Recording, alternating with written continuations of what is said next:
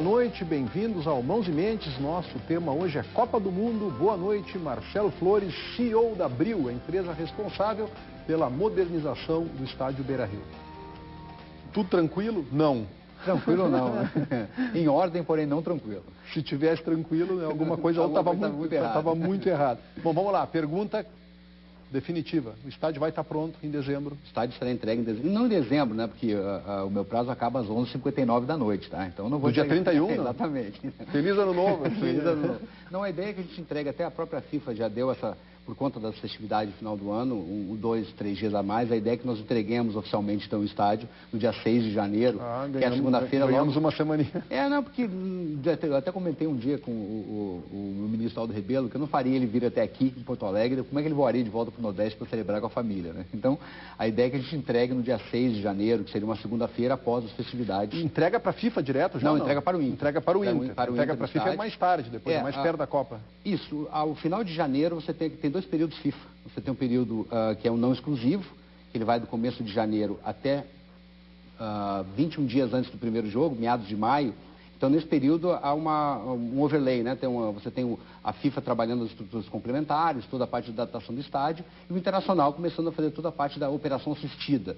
O que é a operação assistida? São os primeiros jogos, onde você vai testando o equipamento, até que ele seja testado com toda a sua capacidade, então os jogos regulares possam tomar lugar no Beira-Rio.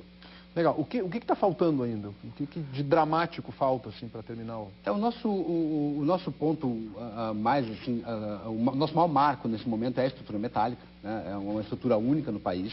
São 4.700 toneladas de aço, né?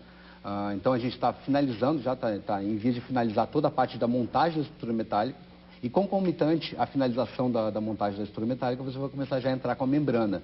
A PTFE, que é a membrana que cobrirá aqui nós chamamos de lonão, mas não é um lonão. Um lonão é que põe em cima do caminhão, e nem é isso, mas é uma membrana, uma membrana altamente sofisticada. Exatamente. PTFE, ela tem 2 pedaços diferentes, né? Uma parte que ela é mais translucente, fica mais a extremidade do estádio, até para que a insolação no gramado continue, né? É bom deixar claro que o Beira-Rio sempre teve um dos melhores gramados do país.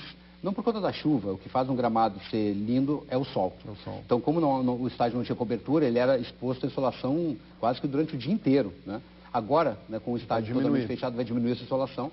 Então, eu sei que a Maristela teve com você aqui, ela deve ter comentado alguma coisa sobre isso. Do carrinho de luz. Exatamente. Na época do Engenhão, você vai lembrar que o Engenhão em 2010 teve o pior gramado do Brasil. Em 2011 nós fizemos um acordo... Participaste daquele processo lá também, na construção ou depois? Na operação. Na operação do Engenhão. De 2010 a 2012, eu estive no Engenhão.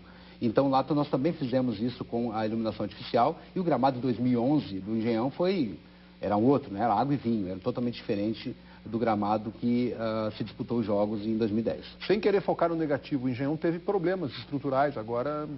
com uma estrutura parecida com essa que está sendo feita no Beira-Rio aqui. Mais ou menos. O problema... Acalme-nos, por favor. Exatamente. Como eu falei, tive à frente do Engenhão por 2 anos, havia uma recomendação sempre, principalmente nos eventos, onde não se pendurasse nada na estrutura, porque eles não tinham um cálculo estrutural. Eu não vou ser leviano de comentar sobre isso, porque não conheço detalhes do projeto. Porém, o problema lá era um problema de trabalho da cobertura, né? E não tem nada a ver com a nossa cobertura, ainda que a fabricação de alguns tubos tenha sido feita pela mesma fábrica. O projeto é totalmente diferente, são 2 projetos totalmente diferentes um do outro. A cobertura do Engenhão era uma cobertura que ela teve um calço, não um calçamento, para que ela pudesse ser montada, e a cobertura do Beira-Rio é autoportante. Então, ela pode ter uma cobertura só, que ela não depende das outras para se manter. Legal. Bom, vamos continuar do começo. Vamos lá. Porque eu devia ter feito essa pergunta para começar, para situar um pouquinho, né? Para nos situar um pouquinho. O que é a Abril exatamente? Que empresa é essa? Qual é a sua natureza jurídica? Quem são os sócios? Que dia ela termina? Ela termina ou ela continua? Explica um pouquinho desse marco de empreendedorismo que é a Abril, por favor. Perfeito, Túlio. A Abril é uma SPE, é uma sociedade de propósito específico. E por que específica? Ela foi criada especificamente para gerenciar a contrapartida que ela recebeu por fazer um estádio do Internacional. Ou seja, a Abril pegou um empréstimo no BNDES, aportou a diferença do capital e em troca de uma exploração de algumas áreas do estádio por um período X de anos, que são 20 anos. Então a Abril, exatamente como você falou, ao final do contrato, lá em 2032, quando esse contrato acabar, a Abril deixa de existir. as áreas que hoje ela coordena dentro do estádio junto com o Internacional retornam integralmente ao clube, exatamente, né, como concebidas ou como ocupadas à época, e Abril então sai de cena. Legal. Ela é uma empresa criada para um fim específico. Exatamente. E a tua função é de CEO, que seria uma espécie de presidente. Presidente, CEO é um nome mais chique. Exatamente. Assim, CEO, exatamente. É o presidente. É o presidente. A tua história já é conhecida, mas talvez não por todos. Assim, de onde vieste, onde estás, para onde vais? Três perguntas bem simples. Eu sou gaúcho, de Itaquari, muito orgulho da terra da laranja. E morei no Rio Grande do Sul até final dos anos 90, dos anos 80.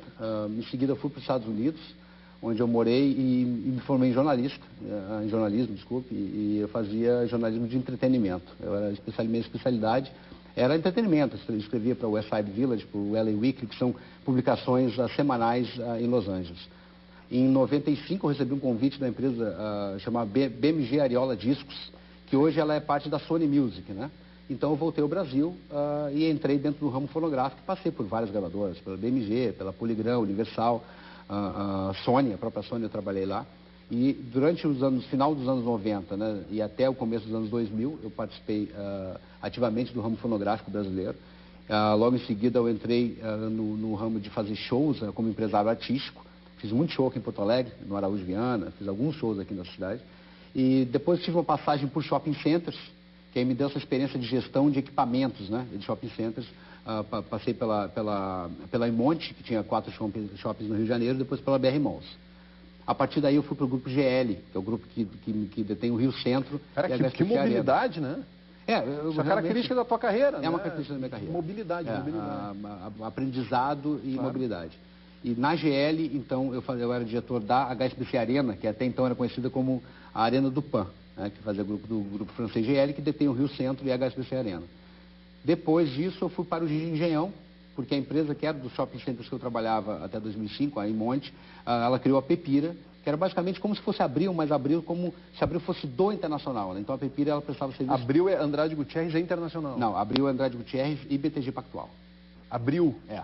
O Inter não é sócio? O Inter não é sócio da empresa. Ele é sócio na exploração do estádio. Nós somos sócios da exploração do estádio porque nós temos interesse comum. Eu sempre achei que Abril era uma associação Andrade Gutierrez. Não, ela nasceu da associação entre a Andrade e o Internacional, né? A partir do contrato assinado, Abril nasce naquele momento. Ou seja, não deixa de ser verdade, né? Sim, apesar de o Internacional não participar da composição acionária da Abril, ela nasceu porque existe o Internacional, né? Sem o Internacional não existiria a Abril. Eu vou te fazer... termina a tua... E aí depois eu fui para o Engenhão, fiquei 2 anos no Engenhão, e em junho do ano passado eu vim para Porto Alegre para tocar o Beira-Rio. A explicação de por que Andrade Gutierrez não colocou o seu nome, a sua empresa na gestão desse processo, ela é meio complexa. Assim. Por que criar uma empresa se já existe Andrade Gutierrez, que é uma baita de uma empresa para fazer isso? Tem implicações contábeis, jurídicas? Não, é muito mais questão de experiência mesmo, né? A Andrade Gutierrez é uma construtora. É uma das maiores do mundo. E é mais pesado, então exatamente. Os processos decisórios são mais lentos. Não é nem isso. É questão de você ter uma empresa. O grupo Andrade Gutierrez Holding, né, não confundir com a construtora Andrade Gutierrez, é um grupo que detém participação em várias empresas do país.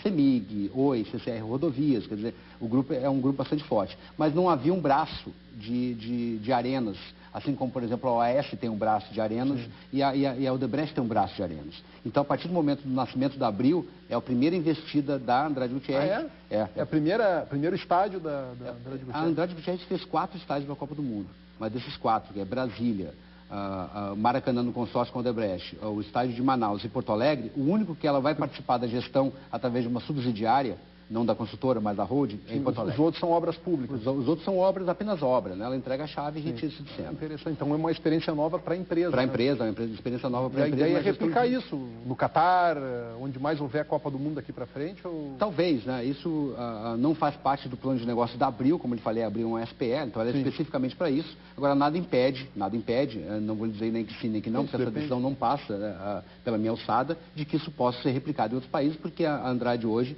é uma empresa mundial. Vamos fazer um intervalo, rápida parada para os nossos parceiros, sempre agradecendo ao Sebrae, especialistas em pequenos negócios, Unicinos, somos infinitas possibilidades, e Farmácias São João, sua saúde é a nossa missão. Já voltamos.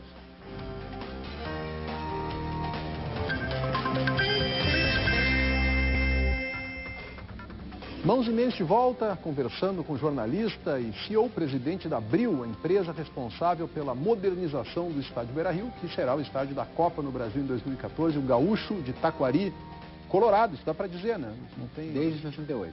Desde 68, desde quando nasceu. Exatamente. Então, o Marcelo Flores, que imagino que deva ser para ti, pelo fato de ser colorado, um trabalho especial. Ele não é só razão, ele tem emoção também. Tem, prazeroso. Né? Eu lembro quando eu estava no Engenhão e surgiu a oportunidade de vir trabalhar em Porto Alegre. Eu sou estabelecido no Rio de Janeiro, minha família é do Rio, então eu não passava pelo meu horizonte voltar para Porto Alegre tão cedo, a não ser para visitar minha mãe. Mas, então, quando falaram que o negócio era para um estádio de futebol de Copa do Mundo, então isso acendeu realmente aquela centelha de volta, né? Sou sócio do clube desde 85, participei sempre ativamente, financeiramente, apesar de não estar no estádio, né? Eu fiquei muito tempo sem ir ao estádio, mas sim, sou colorado e o meu pai também participou, né, da construção do Beira-Rio, levando tijolinhos lá nos anos 60, então isso para mim tem uma veia realmente nostálgica e emocional. Legal, essa relação entre Internacional e Andrade Gutierrez, ela começou muito bem, enfrentou um momento de muita tensão, a gente acompanhou isso muito de perto aqui.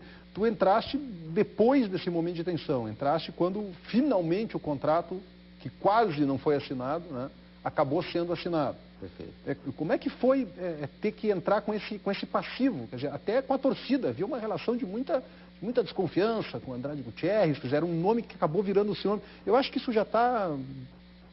sanado hoje em dia, que sim. Mas era um desafio a mais, tinha uma questão de imagem para gerir, não era só uma obra. Né? Tinha. E eu, como colorado, eu acompanhava isso.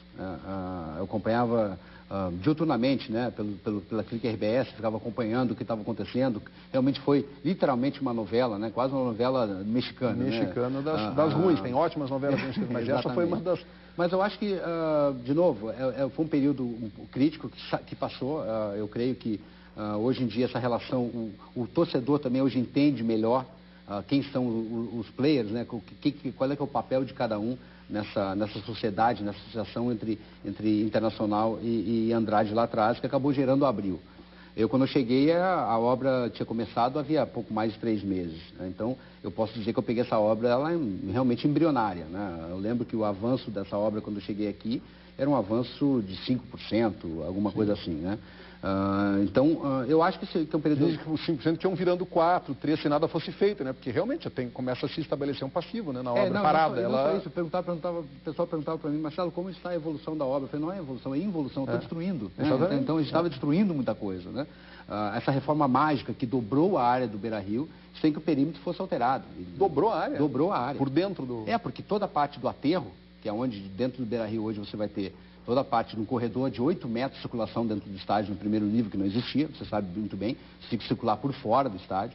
Lá você terá bares, restaurantes, você terá toda a parte dos vestiários, dos banheiros, áreas grandes de circulação, que isso tudo ela vai no local onde era o aterro. Então, com a retirada do aterro, toda aquela área virou área útil. Não tem perigo da água voltar, não. Não tem. Né? Apesar de que o lençol freático estaria 70 centímetros abaixo. Pois né? é. Entendeu? Então, tanto que o nosso... 70 centímetros? É menos de 1 metro. É menos de 1 metro você tem um lençol freático. E uma das razões também que a gente tem uma drenagem a vácuo. Né? Então, aquele fatídico jogo, né, de 2009, para mim o Internacional perdeu o Campeonato Brasileiro lá, naquele empate 1-1, aqui em Porto Alegre contra o Flamengo, que foi um jogo que não tinha condições de jogo, porque havia muita água no gramado. Situações como aquela não ocorrerão mais, porque esse sistema de drenagem, ele não só drena, como você pode insuflar de volta, né? Então, por exemplo, você pode até tratar essa grama invertendo e jogando um arzinho quente para dentro do gramado. Isso, é um sistema muito interessante que você tem hoje no Beira-Rio. Então, aqueles dias de poças d'água no estádio, isso já não existe mais. Mas também teve o jogo, acho que contra o Veranópolis, que dizem que fecharam o ralo para inundar o gramado, para poder fazer o jogo no outro dia, para o estádio lotar. Então, tinha os dois lados da moeda. Né? Mas mais uma anedota, né? Mais uma anedota. Se é verdade ou não sei. Mas então, termina esse tipo de margem, porque isso não é bom para o futebol, né? Não, realmente. Futebol é que exatamente, as coisas sejam resolvidas ali dentro do gramado mesmo. Isso, acho que aquele tempo de apagar a luz aos 40 do segundo tempo, botar água gelada no vestiário no jogo que horror, antes. Tinha isso, né? Existia, né? Cortar a luz do vestiário. Exatamente, né? Gandula que segurava a bola, sumia a bola. Sumia a bola. Isso ainda tem. Massagista, ou que o esquerdinho. Chutava a bola para fora, O esquerdinho, Exatamente. o famoso esquerdinho. Foi bom, né? Porque agora isso abriu-se um precedente, né? Porque antigamente isso aí era basicamente bola ao chão e agora o time está sendo punido, isso é muito interessante. Sim, Mas voltando ao nosso assunto, eu diria que a questão do gramado, eu diria que o grande cartão de visitas do Beira-Rio, que sempre foi, né? Os jogadores que sempre votavam no gramado do Beira-Rio como o melhor do Brasil. A tendência é que ele retorne a ser, se não o melhor, um dos melhores, por conta do que a Maricela lhe falou aqui e por conta desse sistema de drenagem que nós temos aqui. Bom, uma pergunta bem ampla. Como vai ser o novo Beira-Rio? A gente acompanha, vê, conceitualmente, é um estádio de futebol? É alguma coisa diferente disso? É prioritariamente um estádio de futebol? É também um estádio de futebol? Qual é o conceito por trás do Beira-Rio? Eu diria que é um conceito hoje que você vê em grandes estádios do mundo, né? Você vê isso no Wembley, você vê no estádio do Benfica, onde é um complexo de entretenimento. Quase que 360, né? Então você pode chegar meio-dia no estádio, você pode almoçar no restaurante do estádio, enquanto a sua esposa vai no salão de beleza e o seu filho está indo na sala de loja infantil, você está vendo um jogo. Terminou o jogo, se juntam todos, vão para o Sunset Beira-Rio ali atrás para apreciar o pôr do sol. O que é o Sunset Beira-Rio? Sunset é um local que você tem no segundo nível do edifício garagem. O edifício garagem tem 3 pisos, né? Um piso térreo, o primeiro nível e o segundo nível. Quantas vagas? São 3.000 vagas. 3.000 vagas. 3.000 vagas. Então, nesse segundo piso, que ele é um pouco... o terceiro piso ele não vai até o final. Então, é basicamente assim, né? Sim. Então, aqui está o terceiro piso e aqui está o segundo piso. No segundo piso, você tem uma visão estratégica do estádio. Nessa imagem aqui. É do estádio virado para dentro naquela parte branca, mais clara à direita. Tu quer levantar? Não, nós ensaiamos isso antes, a levantada. A levantada. Então, aqui, né? Essa área aqui, você está vendo esse grande platô aqui atrás. Isso é edifício garagem. Isso é edifício garagem aqui atrás, ele está, né? Então, aqui é o segundo nível. Tá. Então, aqui é a tendência que a gente tem ali. Operações de alimentação, alguma operação que você possa, então, uma água quente. Edifício garagem, quer dizer, enquanto espera escoar um pouquinho, em vez de ficar dentro do carro. Você fica ali, tomando um chimarrão, que vai ter um chimarrão esquentando sua água. Antes você pode chegar ali, que vai ter um bar para você poder tomar um drink. É um domingo, você está com a sua família caminhando pela orla do estádio, eu vou até ali para apreciar o pôr do sol. Eu tenho uma leitura de que o Rio, o Guaíba, não que Porto Alegre deu-se as costas ao Rio, mas ele não está tão integrado como ele poderia estar, né? Haja vista a quantidade, né? De água que há aqui. Tem locais que você olha que parece que você está numa baía de um oceano, né? Porque você não consegue ver até o outro lado de lá. É verdade. Então, acho que um dos grandes charmes de Porto Alegre é o pôr do sol. E aqui, sem sombra de dúvida, será um dos melhores lugares da cidade para se apreciar o pôr do sol do Guaíba. Nessa área ali, que é o Sunset, e naquela área que eu lhe mostrei agora. O esquema de comercialização dessas áreas todas, de venda de garagens para sócios, de novos espaços de skybox, como é que isso está sendo organizado? Sabe que a imprensa, acaba sendo desaguadouro de uma série de reclamações. Algumas pertinentes, outras não tanto. O que a gente tem que fazer é filtrar algumas, de acordo com a veracidade delas, e jogar isso para fora de uma forma democrática.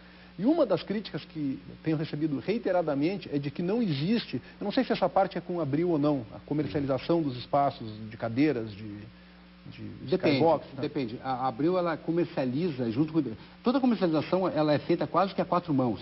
Porque não existe a Abril comercializando uma área sem que o Inter saiba, ou seja, conivente, ou seja, tem uma opinião assertiva sobre aquela decisão. Claro. Então, eu diria que a gente tem um cardápio único. A pessoa que quer comprar um produto dentro do Internacional, dentro do Beira-Rio, de novo, a Abril é o Beira-Rio, né?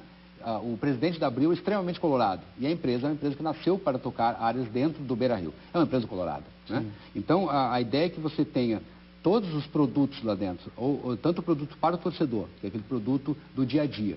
No caso do Internacional, é um bom problema, né? Sim. E quando tem 105 mil sócios, um estádio que cabe 50 mil pessoas, é quase que uma disputa para ver quem vai poder estar lá dentro. Exatamente, entendeu? é isso. Quer dizer, que não há, do ponto de vista do sócio, um critério claro que diga assim, então a partir de amanhã estaremos vendendo os melhores camarotes, o critério é o sócio mais antigo, vai ter direito a escolher primeiro.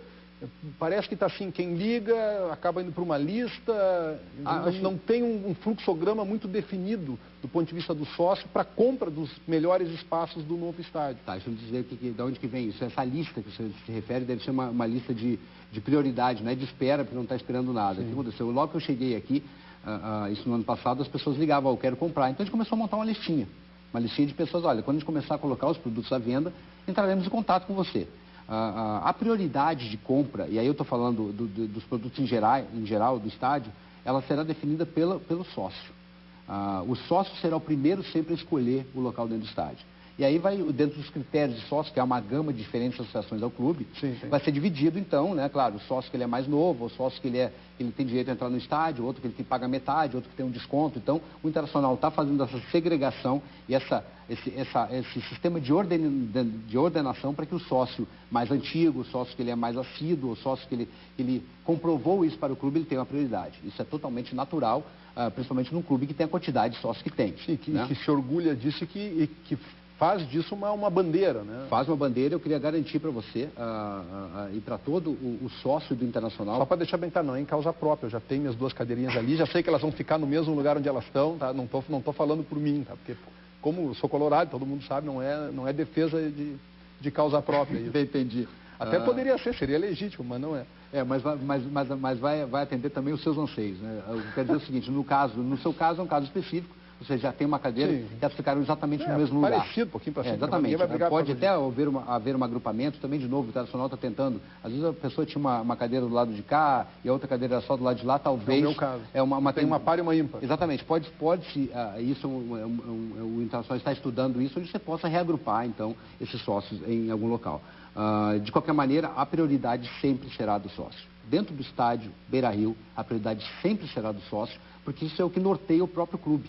É o que fez o clube ter 105 mil sócios, é que fez o clube aumentar, porque isso para mim é um dado espetacular. No ano que o Beira-Rio ficou parado, ele aumentou a sua base de sócios. Então, quer dizer, o sócio apostou no Internacional. No estádio novo. Não só no estádio novo, mas no próprio clube. Também. Ele está dando, né, um voto de confiança ao Internacional. E eu tenho certeza que o Internacional vai levar isso em consideração quando o lançamento dos produtos para os sócios, né? Porque o Internacional basicamente é uma diferente diferente categoria de associação. Dentro do estádio, a tendência, Túlio, é que todas as pessoas, indivíduos que sejam no estádio, sejam sócios. 50 mil será a capacidade do estádio. A capacidade de Copa do Mundo é 50 mil. E pós-Copa? Há uma... Mais, né? Porque tem negócio de imprensa, tem toda uma parte... Não, mas é a capacidade exatamente. Não, eu estou falando só de público pagante, né? A capacidade total de público pagante chegaria a 50 mil. O Internacional está estudando ainda, é uma possibilidade de que você possa, então, diminuir, aumentar, tirar alguns assentos, fazer alguma parte em pé, talvez, que aí você poderia aumentar a capacidade do estádio. Está se pensando em fazer. Está se pensando, você deve conhecer que na Alemanha, por exemplo, os lugares são sentados, mas atrás do gol... O Camp Nou é assim, no terceiro andar lá em cima tem um local Barcelona. Tem um local de pé, que é mais barato, popular. Exatamente. Isso seria interessante porque vai ao encontro da história do clube, que é um clube popular, né? Exatamente, a gente é o clube do entende povo. que precisa aumentar a receita, mas é interessante que se contemple aquele torcedor tradicional, na época que tu ia ao estádio, torcedor de Coreia, né? Que, enfim, que era o colorido, a diversão. Fui muito na Coreia quando era. Foi na Coreia, mas muito no ombro do meu primo. Era por diversão. Exatamente. Então, isso, eu entendo isso dentro do Internacional, nas conversas que nós temos, e nós conversamos sobre tudo. A gente tem uma relação espetacular. Acho que a relação Brio Internacional é uma relação onde eu tive em poucas empresas onde se há associação. Sempre tem uma rusguinha aqui e lá. Nunca houve. Então, isso, não estou nem falando de que roupa suja se lava em casa. Não houve roupa suja. Né? Então, acho que é uma questão espetacular para se falar sobre isso. Porque se brigou tudo que tinha para brigar antes, como convém, né, num contrato. Exatamente. Discute, depois assinou o contrato, vamos como a gente fala, contrato serve só para quando o amigo briga. Então, assinou o contrato, foi para a gaveta. E é isso que a gente trata o contrato, na gaveta. Rápido intervalo, daqui a pouco a gente volta.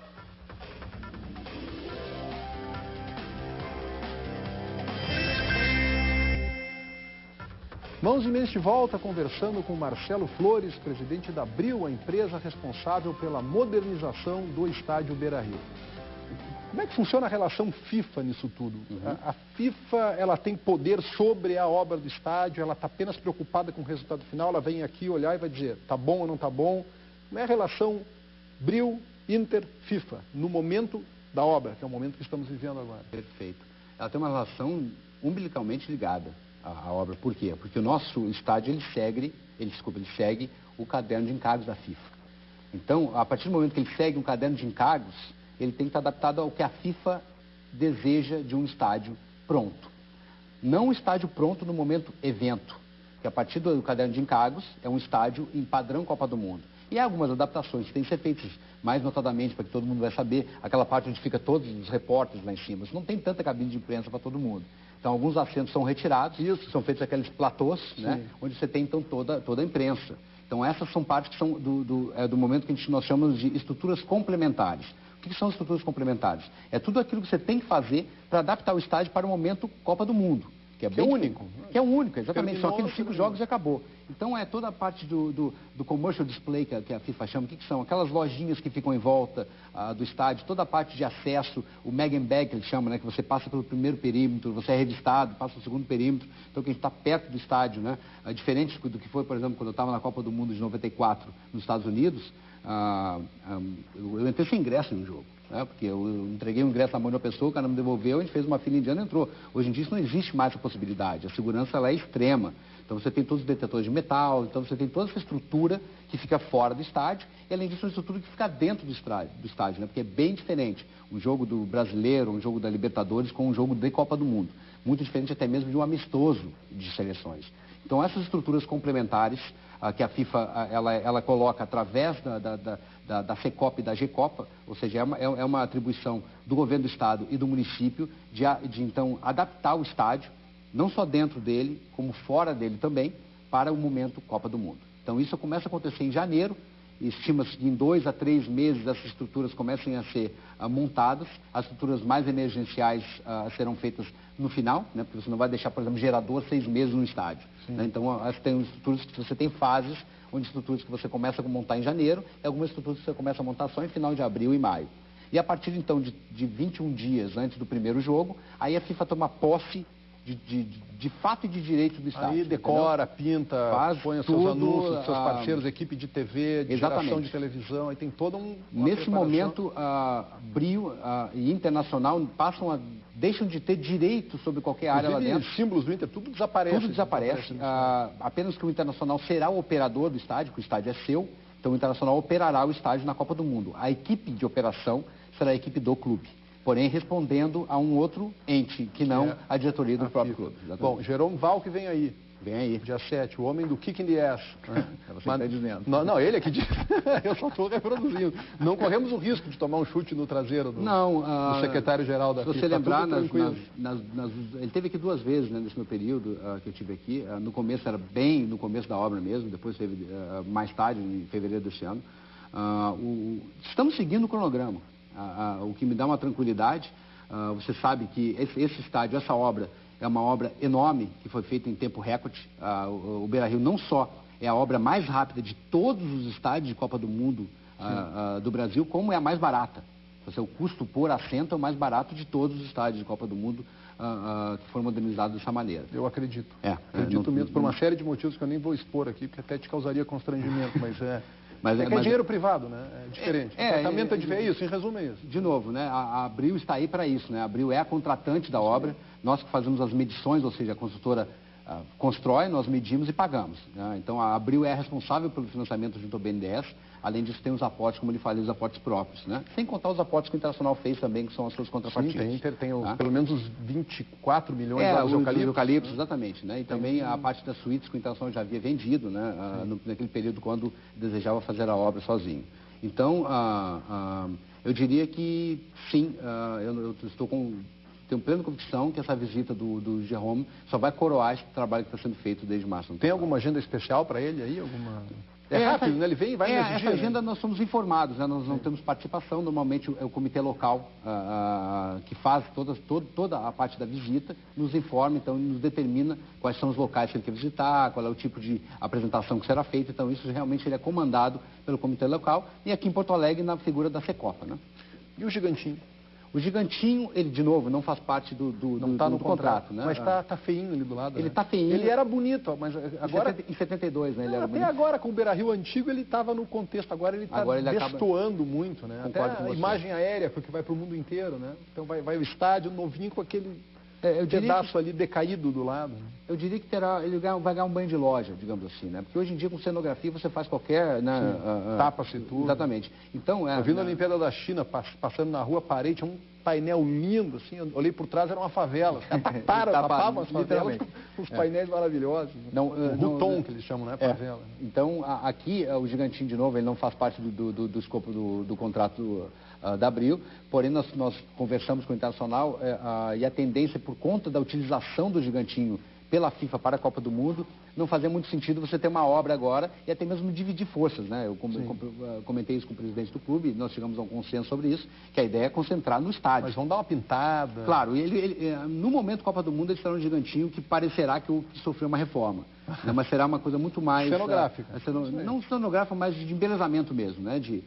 Porque ele não participará da Copa, a parte dos voluntários, haverá um ou outro departamento da FIFA que se alojará no Gigantinho. Mas ele vai estar bonito, ele não vai ficar tão feio. O que vai ter de diferente no Beira-Rio, no novo Beira-Rio em relação ao Beira-Rio antigo? Nossa, muita coisa, né? Principalmente, como eu lhe falei, essa área, né? Digamos, aproximadamente 70 mil metros quadrados de área líquida.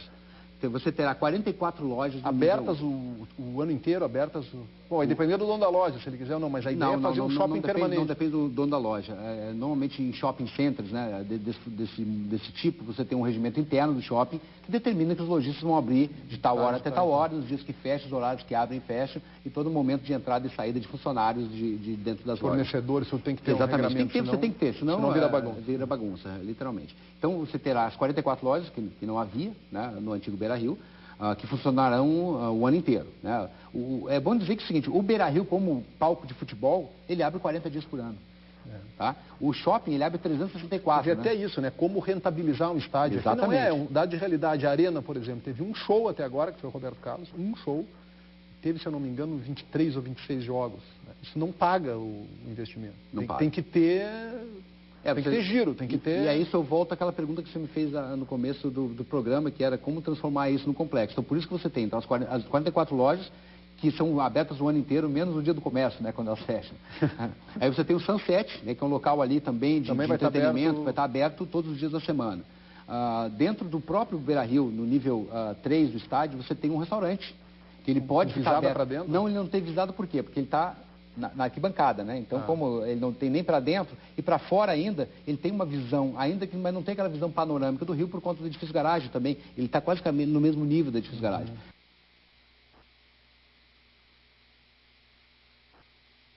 Exatamente, entendeu? Então ele poderá abrir também 365 dias. E dentro desse próprio shopping center você terá alguns bares ali embaixo, onde o pessoal, o torcedor, ele não precisará ficar em outros locais da cidade, ele poderá fazer acumulação pré-jogo e pós-jogo ali mesmo. Mas sem cerveja, na Copa com cerveja. Não, a lei ela proíbe venda para dentro do estádio. Como as lojas não têm comunicação com o interior do estádio, essa venda no complexo ela é permitida. Ela não é permitida dentro do estádio, apenas. Em jogos de futebol, por exemplo, em shows você pode vender bebida alcoólica dentro do estádio. Tá? Então, por isso que eu digo que é um 360 literalmente, né? Porque você tem durante o dia o shopping. E esse mix ele é pré-definido ou não? Não está pré-definido. Por exemplo, tem que ter loja infantil, tem que ter loja de esportes, tem que ter X restaurantes, ou isso depende de procura? Nós temos um parceiro, né, que é a Forbes e a Tornac, que são os nossos parceiros na exploração do Street Mall, que é como a gente chama, porque é nível de rua, né, o Street Mall. Então ali o nosso mix ele não vai ser um mix tradicional de shopping center. Haja proximidade com Praia de Belas e com Barra Shopping, bem no meio, então você não poderia, são shoppings, né, são powerhouses mesmo, são shoppings muito maiores, que não teria, essa briga seria muito desigual. Tem que buscar nicho, então nossa ideia é complementar o mix com serviços. Então é um salão de beleza, é uma lavanderia.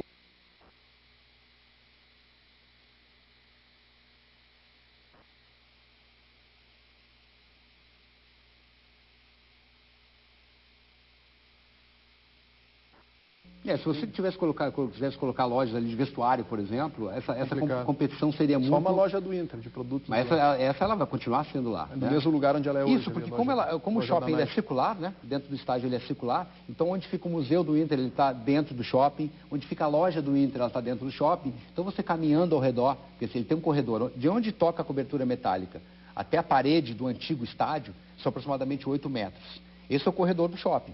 Então, a pessoa que está caminhando ali, ela não sabe, né? Não, isso aqui faz parte do shopping. Não, tudo faz parte do shopping, né? Ainda que apenas 44 lojas elas estejam sob a contrapartida da Abril, há outras áreas ali que o Internacional pode, porventura, vir a explorar também, e que elas possam, então, essas lojas serem, adentrarem, então, o condomínio do shopping. Rápido intervalo, daqui a pouco a gente volta.